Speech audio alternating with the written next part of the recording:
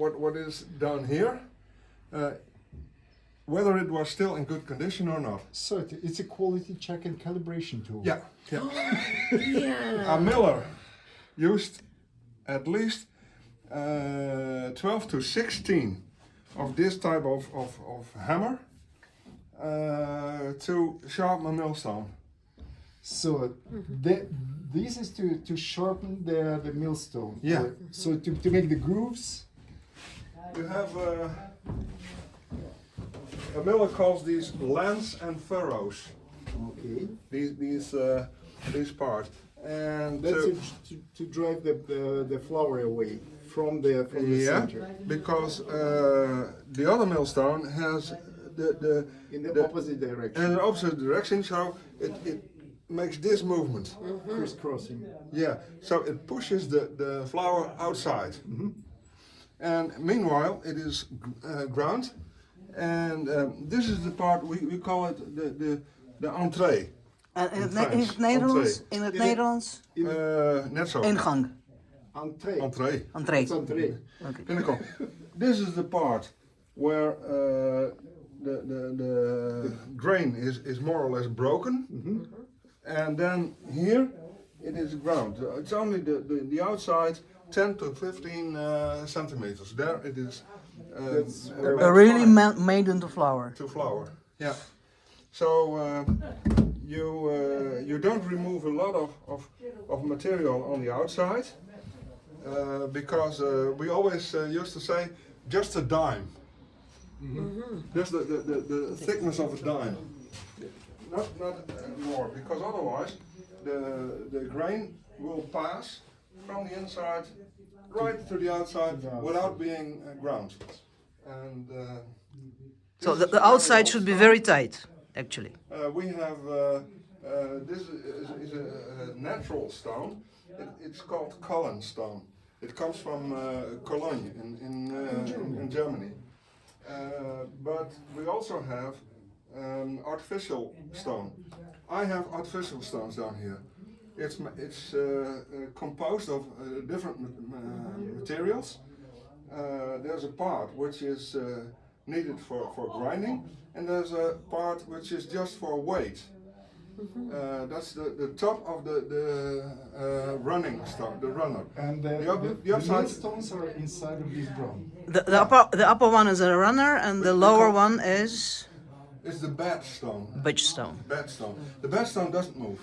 It's below. You can see it if you look right under it. You see the bed stone. Okay. And on top of that, you have the runner. The runner is the moving stone, which is put in action by means of this stone spindle. That is called the stone nut, and this is called the big spur wheel. So the big spur wheel comes from by the main shaft. It comes from the cap. Inside the cap we have the brake wheel, which is attached by a big, well, I can show, oh sorry. Waar is mijn, hangt hij niet meer. I used to have Eén laag lager. piece of paper where I could indicate how it works, but It's slower. somehow It's slower. vanished. It's slower.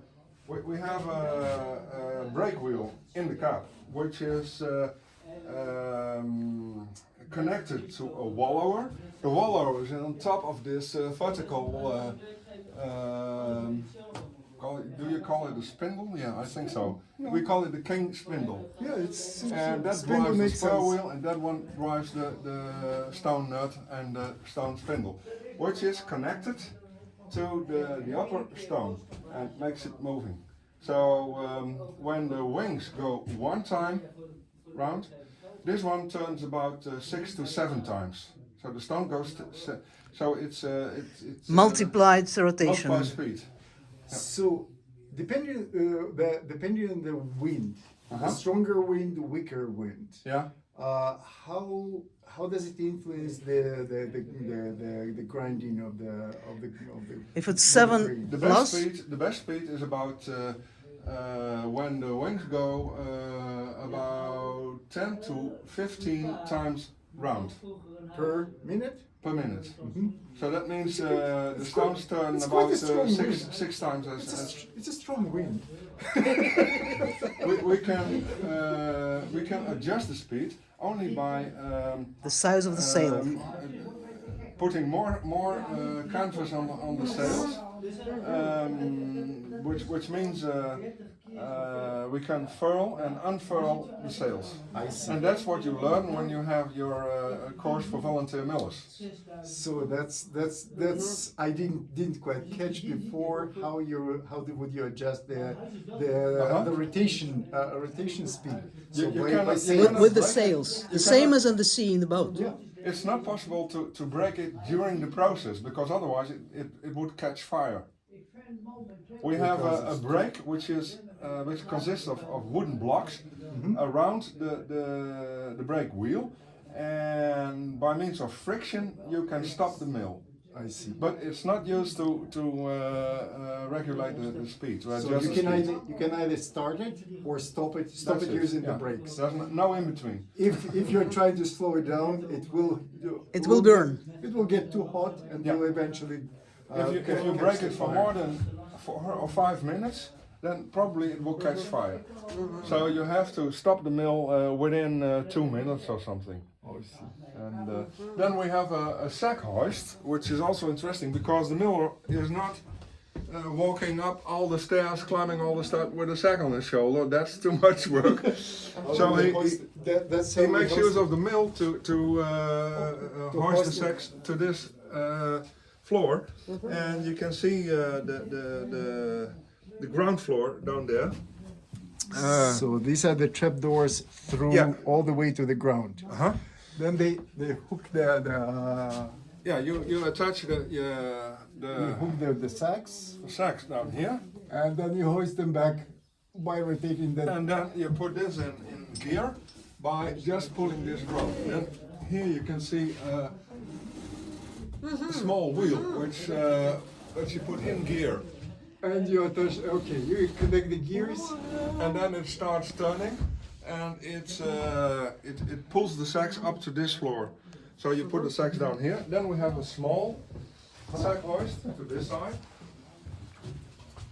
That's to bring it down. to put it at shoulder height. So you just push it with your shoulder. And meanwhile, you stop the hoisting and put the sack on this table. Then you put the contents Pour the grain into the. in the hopper. This is called the hopper. Yeah. And then it falls down here in which is called the rattling shoe, because it makes a sound like rattling. The rattling shoe is. Watch your step. There's a spring, a wooden spring. The wooden spring pulls the rattling shoe against these iron straps, and it makes a sound like tuck tuck tuck tuck tuck tuck tuck when it turns. The grain falls in the eye of the stone, is Going into transported entree. by the stone, under the stone to the outside, and meanwhile it is first broken and then ground to flour.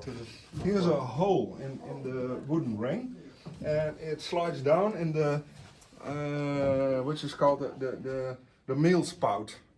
The meal spout is downstairs, and there you collect the meal or the flour. Yeah. So, do you have any questions? Maybe. Well, you know what one wise man said, you can properly ask the question only if you know 90% of the answer. So if you know nothing, you really cannot ask a question because you don't know what to ask about. When we come downstairs, you better than explain how the pearl barley works. But Because that's much. That's also. I explained that it's the main source of income for this windmill. Yeah, because it was. grinding before the war, Second World War, you could earn about 10 cents by grinding 1 sack of flour. 10 cents. So that's not a lot of money. Gulden. Gulden cent. Yeah. From gulden. A gulden. And pearl barley? 2.2 gulden make €1. Dirk-Jan. And pearl barley was. Pearl barley is Per sec? When you got with pearl barley, you could earn more, but to produce it, you need more wind.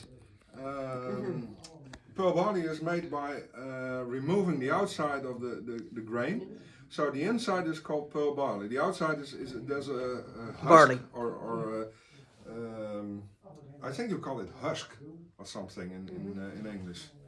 So Probably. It makes sense to me. to remove that, you need a special type of stone. It used to be a peak stone, which comes from the Peak district in England, and also from Germany, near the Dutch border. There's a place where you can. There's a quarry where you can. But the quality of that stone is a bit less than the stone in England. England has a better quality. I'll show it to you. We go downstairs, and unless you want to go upstairs to see the cap of the mill, we could climb up. Can we? Then I have to. Okay. And then